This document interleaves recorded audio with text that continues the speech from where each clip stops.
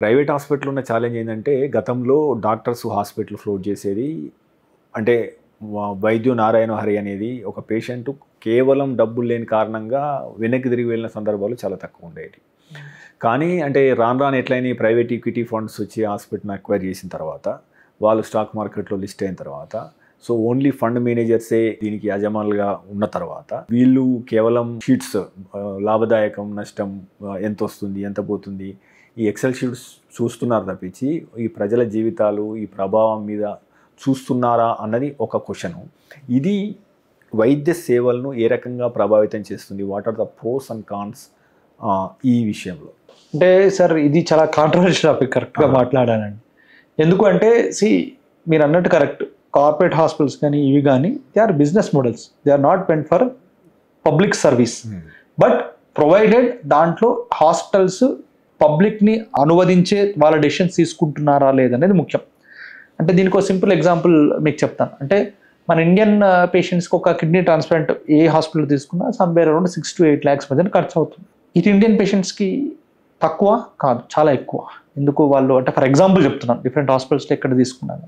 Government హాస్పిటల్లోనేమో waiting period ఎక్కువ ఉంటుంది. Private హాస్పిటల్కి వస్తే వాళ్ళ కుటుంబ సభ్యులు ఎవరైనా డొనేట్ చేయగలిగితే ఇమీడియట్గా చేసుకునే అవకాశం ఉంటుంది.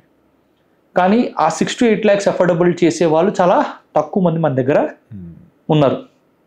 కానీ అదే మీరు అరబ్ కంట్రీస్ నుంచి తీసుకున్న, ఆఫ్రికన్ కంట్రీస్ తీసుకున్న, ఇండియాలో మెడికల్ టూరిజం అంటే కిడ్నీ ట్రాన్స్ప్లాంటే కాదు వివిధ రకాల వ్యాధులకు ఇండియాని ఎక్కువ ప్రిఫర్ చేసి ఇండియాలోని మన హైదరాబాద్కు, చెన్నైకి, బెంగళూరుకి, ముంబైకి, ఢిల్లీకి, these are all the 5 places where most of the foreign patients come. అంటే ఫారెన్ పేషెంట్స్ అక్కడి నుంచి వచ్చి ఇక్కడ వారికి ఉన్న వివిధ రకాల వ్యాధులకు ట్రీట్మెంట్ తీసుకుని వెళ్తున్నారు.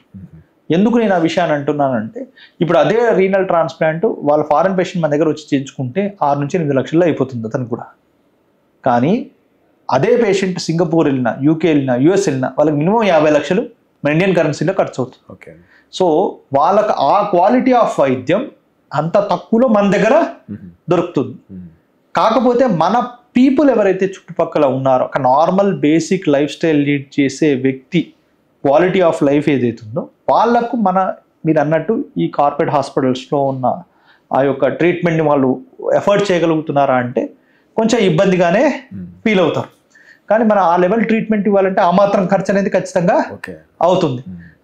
మనం ఆ మాత్రం ఖర్చు పెట్టుకోకుండా అలాంటి ట్రీట్మెంట్ ఎక్స్పెక్ట్ చేయడం అనేది కూడా కష్టమే. సో అంటే ఇట్స్ అ బిజినెస్ మోడల్.